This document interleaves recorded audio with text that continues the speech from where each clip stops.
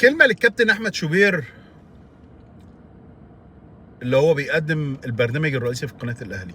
دايما يطلع يقول الأهلي هو كبير مصر، والأهلي هو كبير أفريقيا، والأهلي بالبطولات والإنجازات، واللي بيتكلم على الأهلي ده رقبته تتكسر من كتر ما بيرفع راسه، والأهلي والأهلي والأهلي. أنا متفق معاه في كل حاجة، الأهلي فعلا كبير مصر وكبير أفريقيا، والأهلي فريق جامد جدا. وطالما هو كبير مصر وكبير افريقيا، فهو لازم يعمل دعم لاخواته الصغيرين.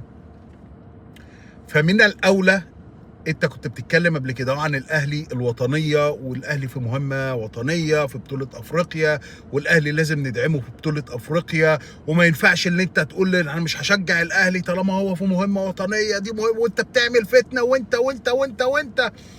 اتمنى من الكابتن احمد شوبير يدعم النادي المصري الوحيد اللي في بطولة أفريقية في النهائي السنة دي، واللي هو أخوه الصغير نادي بيراميدز. أتمنى من الكابتن أحمد شوبير في قناة النادي الأهلي، وعلى البرنامج الرئيسي في قناة النادي الأهلي، اللي هو يدعم نادي بيراميدز. طالما انت بتقول انت كبير مصر وكبير افريقيا ولازم الناس تدعمني انا ككبير، فانت ككبير لازم تدعم اخواتك الصغيرين. اتمنى من الكابتن احمد شوبير يطلع يعمل حملة دعم كاملة لنادي بيراميدز، اول مرة يوصل نهائي بطولة افريقية.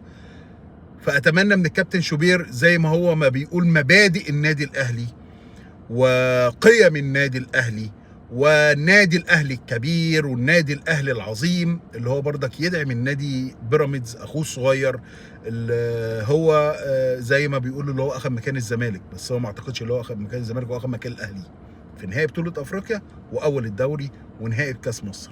فاتمنى من الكابتن احمد شوبير يا ريت تدعم نادي بيراميدز اخوك الصغير في قناة النادي الاهلي.